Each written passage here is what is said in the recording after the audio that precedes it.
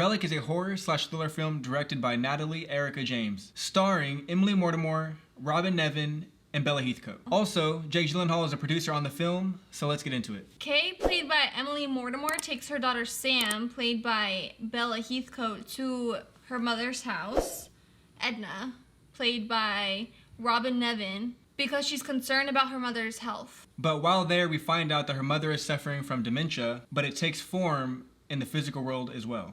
For instance, Edna has dementia, so her mind is deteriorating as well as her body and her home, given the black mold found all over the house. So don't go into this film expecting jump scares or ghosts or monsters or anything like that. The film is mostly more about the creepy vibe and the mystery of what's going on with her mother, Edna. Alright, so let's get into our thoughts about the film. So I liked how from the start of the movie it gave off creepy vibes and kept that same energy all throughout the film. Yeah, I like how the film had this eeriness from the very beginning. And I didn't know what this film was about. Yeah. She read it, but she didn't get it, I guess. Yeah, it was like kind of like really tired and I was reading and I just didn't. But I went to the film blind, so I thought it was going to be the typical scary film that you think of. So when it started off how it started, it seemed like it was going to be she was possessed. But that ends up not being the case, since we end up finding out she just has dementia. I will say though that this movie has a lot of like jump scares, but it doesn't. Like it makes it seem like it does. Like for instance, Edna has her daughter Sam look under the bed because she says that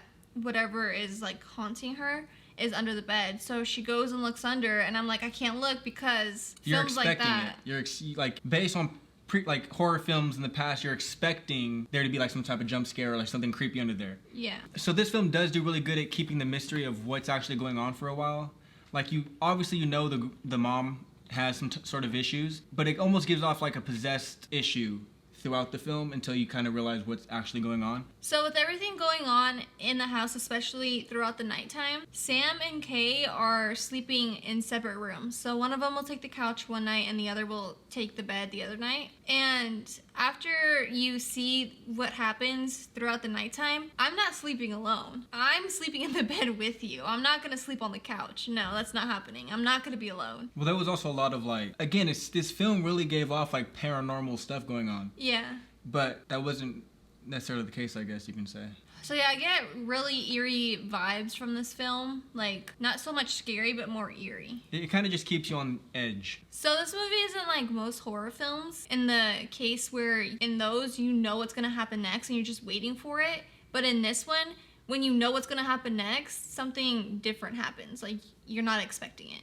So I think this film does a really good job at displaying dementia in a horror type way, to where all the different metaphors in the film plays a really good part in explaining dementia, but like in a cool way. But I do think that kind of holds the film back as well, because if you just look at it as just a film, like just a horror or thriller film, I don't think this film is that amazing. But the concept of the film is amazing, if that makes sense. Like, for instance, that's kind of what makes the movie Get Out by Jordan Peele so good to me, is when you understand the meaning behind the film, it's obviously amazing. But if you don't understand the meaning, you just watch it for what it is, it's still an amazing film. I think that's why that film was so great. This one, to me, the concept is really amazing, and if you understand the concept, it makes the film even better. But if you just watch it without trying to understand the concept, if you just watch it as just a horror film, thriller film, I don't think it's that great. I think it's still good. It's still a pretty good film, but it's nothing like crazy. So forewarning for those who have a weak stomach and get creeped out very easily, the ending is very disturbing and hard to watch. So just take that into consideration when you are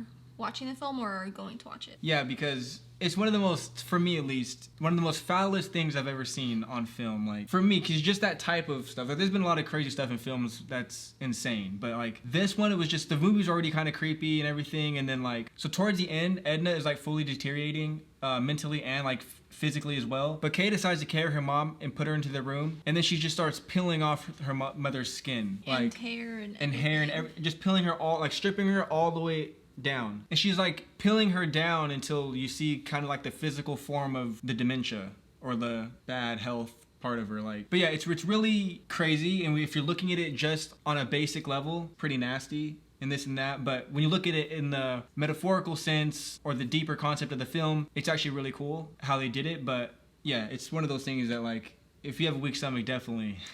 Yeah, it was hard for me to watch and even listen to. It was hard for me to watch. It was crazy. Yeah, just like listening to it too. It couldn't. Yeah. So with that being said, here's our scores to the film. So I give this film a 68. I thought about it being a little lower, but I'll keep it at 68. To me, it might have been higher, but with the whole symbolism and a deeper meaning to it, I just don't understand it. I understand it to an extent, but it's confusing for me. So I didn't really get the film as a whole while watching it. All right, and for me, I'm gonna give it a 73. Again, I think the film was a good film, but it wasn't the best film if you don't understand the concept. And I don't know if there's a way to do the film in a better way. I think it was done really well, and I think a lot of credit goes to the people that worked on the film. But maybe this concept just doesn't fully work, or I don't know. It's one of those things where, like I said, Get Out to me was done in a perfect way. Like, it was done perfectly. This film, the concept is amazing. You can literally give this film 100 because the concept was amazing, but I don't think it was executed on just a basic level as well. So if we're just going off concept, I think it's amazing. I think it's one of the best films of the year. If we're going just based on enjoyment of basic level of the film, it's okay. Or it's good, but it's nothing great to me. So that's why I give it a 73. So yeah, that's Relic 2020. Now that you guys have the basis of the film, and understand and kind of have an understanding of what the film is about, I suggest you guys go into it remembering this so you can kind of look forward to the symbolism that goes on and the concept, because maybe the film will be amazing to you initially. I went into it blind, not knowing anything, which probably hurt my view of it, but if I knew coming in what to expect a little bit, I think maybe I would have enjoyed it even more. So yeah, so you guys have the better opportunity now to go check it out and form your own opinion. But yeah, that's our opinion. But yeah, don't forget to subscribe if you haven't already. We really appreciate it. Leave a comment down below what you guys thought about the film. Did you like it? Did you hate it? Was it just okay? Let us know. We'd love to hear. Give this video a big thumbs up, and we'll catch you next time.